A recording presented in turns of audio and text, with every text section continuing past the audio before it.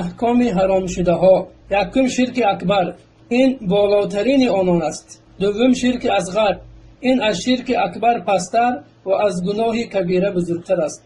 گناهان کبیره و آن هر گناه است که بر آن عقوبت خاص ترتیب داده شده است و از لعنت یا راندن یا بیزاری از فاعل آن یا اینکه او از کافران یا مشرک هاست یا مؤمن نیست یا بزشترین حیوان ها تشبیه شده است. چهارم گناهان خرد و آن در چیزی است که شرع آن را حرام گفته و بر اساس این عقوبت خاص ترتیب داده نشده است. گناهان کبیره، عدد گناهان کبیره شماریده نشده است، لیکن آن به قاعده در بالا ذکر شده محدود است. حکم فاعلان گناهان کبیره: مؤمن کم ایمان یا به ایمانش مؤمن به گناه کبیره اش فاسق است. به قدر ایمانداریش دوست داشته می شود و به قدر گناه کبیره اش بد دیده می شود. در وقت گناه کبیره را انجام دادنش به او نشسته نمی شود. سوم مرتبه های گناهان کبیره. مرتبه های گناهان کبیره گوناگون می باشد. از روی فرموده پیامبر صلی الله علیه و سلم که فرمودند آیا شما را به بزرگترین گناه ها خبر نسازم؟ حدیث با روایت امام بخاری و مسلم آمده است. حکم گناهان کبیره: باید از گناه های کبیره توبه نماید. از روی فرموده پیامبر صلی الله علیه و سلم که فرمودند زن نوحگر هرگاه پیش از مرگش توبه نکند. روایت امام مسلم. و در حدیث دیگر می فرمایند هرگاه از گناه کبیره پرهیز نماید. حدیث با روایت امام مسلم. اکنون فرق در بین شرک اصغر و اکبر. یکم شرک اکبر. شرک اکبر از دین خارج میکند. دوم همه عملها را بیکار میکند.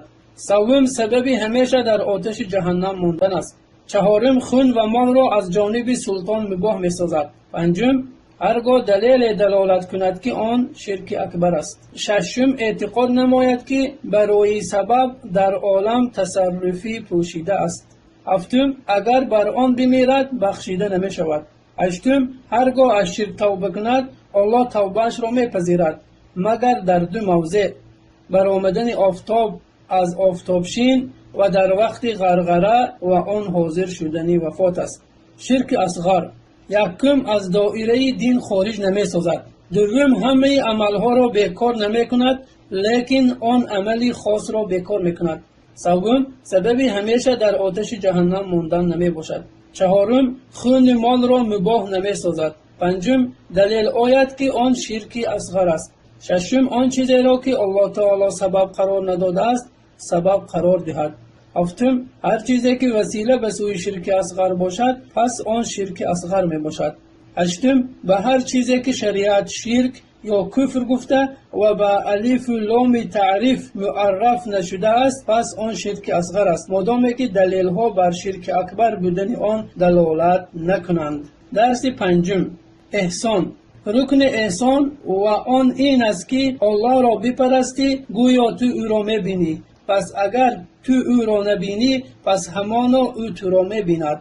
احسان یک رکن دارد و در زیر آن دو مرتبه می باشد. مرتبه یکم عبادت مشاهده و آن عبادت رغبت، دوست داشتن و شوق داشتن در آن چیزی که در نزد الله سبحانه و تعالی است و این عبادت انبیا و رسولان می باشد، مانند فرموده پیامبر صلی الله علیه و سلم که فرمودند آیا بنده سپاسگزار نباشم؟